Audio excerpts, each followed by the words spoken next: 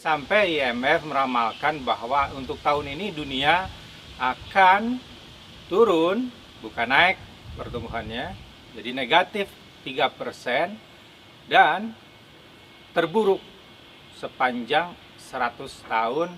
Jadi yang lainnya yang lebih buruk adalah 1920 ketika Great Depression itu. Nah, jadi unik, spesial, berbeda karena COVID ini, karena virus. Indonesia mudah-mudahan tidak akan seburuk seperti yang terjadi di negara lain. Nah, di sini saya melihat bahwa kita, diri sendiri, sangat sentral perannya daripada menunjuk-nunjuk pihak lain, pemerintah.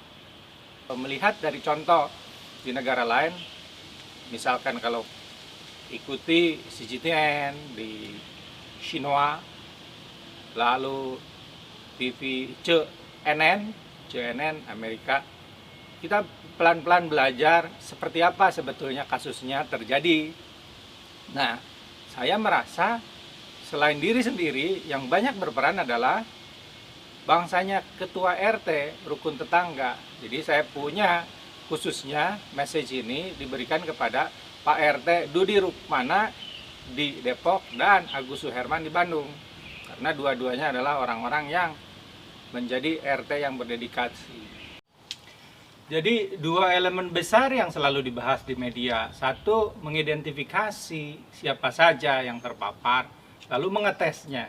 Dan yang kedua, mengobati, curing. Nah, ketika mengidentifikasi jajaran RT sampai kabupaten, sampai nasional, dikerahkan, bisa mengidentifikasi. Mengetesnya, perkara lain. Mengobatinya, apalagi. Jadi negara seperti Amerika saja, kalang kabut. Artinya apa? Kita harus masuk ke yang hulu, yaitu pencegahan, pencegahan, pencegahan. Itu opsi kita tentu. Nah, jadi jangan sampai nasi itu keburu menjadi bubur. Kalau nasi menjadi crackers, masih bagus. Kita bisa ketahanan pangan. Beras berlebih, impor sekalipun nggak apa-apa, dibikin saja jadi penganan. Ini namanya ketahanan pangan. Nggak usah mikirin beras itu harus selalu seger. Tapi bukan itu, jadi melenceng kemana-mana. Kita lanjut. Jadi di hulu ya, di hulu pencegahan. Kita makanya kemudian sering mengatakan ada PSBB lah, isolasi, karantina, dan lain-lain. Intinya adalah kita jaga diri, kita RT jaga diri, jaga jarak semeter, jaga mulut, dropletnya pakai masker, dan jaga tangan, jangan ramah, rajin menyamar, gitu ya, supaya tidak menularkan ke yang lain. Pemakaian masker itu ibarat seperti pakai seat belt di mobil. 70% lebih mengatasi persoalan penularan. Jadi pencegahan penularan itu 70% atau lebih bisa dilakukan oleh masker. Karena itu kenapa tidak memakai masker? Sudah pasti itu harus. Karena penyebaran virus itu jelas-jelas dari droplets, dari apa yang kita omongin nih.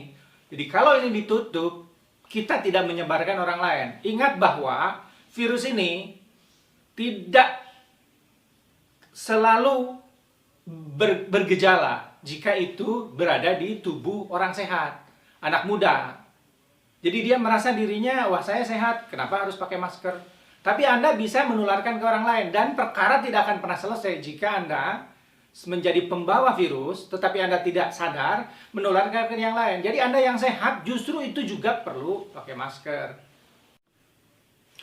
Apalagi jika Anda jelas-jelas tahu ada sesuatu yang aneh dengan tubuh, yaitu demam, lalu katakanlah macam-macam gejala-gejala yang mirip seperti penderita COVID, ada puyeng dan sebagainya. Itu saat ketika Anda harus melakukan isolasi diri termasuk dari anggota keluarga. Apa tidak kasihan sama anggota keluarga? Sekali lagi, di antara anggota keluarga, tetangga, dan lain sebagainya, ada manusia-manusia yang usia lanjut serta memiliki penyakit kronis yang bisa menjadi penyebab dia tidak akan tertolong jika kena virus COVID.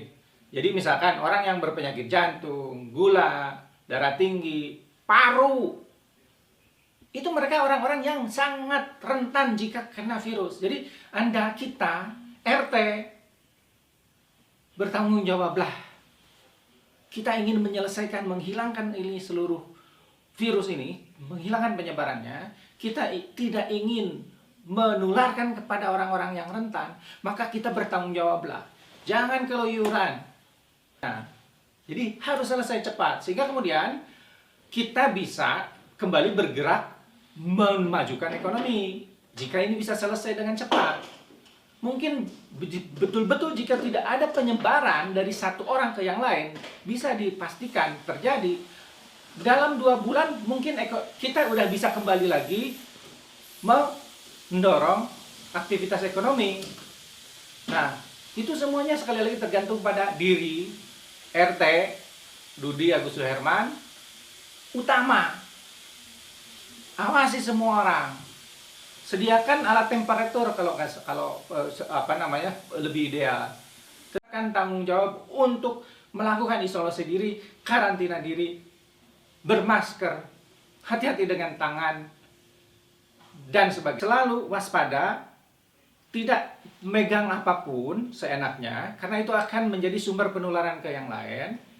Atau orang lain yang tidak mau ketularan juga jangan pegang-pegang seenaknya. Jadi masker 1, disiplinkan tangan, termasuk jangan pegang-pegang hidung, mulut, dan mata. Lalu kemudian ada jarak, jaga jarak. Bus kota juga saling jaga jarak. Kita juga minimal 1 meter, karena droplet itu bergerak dalam radius 1 meter, bisa mengawang-awang dulu sebelum jatuh. Jadi jarak 1 meter tidak boleh itu dilanggar. Kalau bisa lebih dari itu.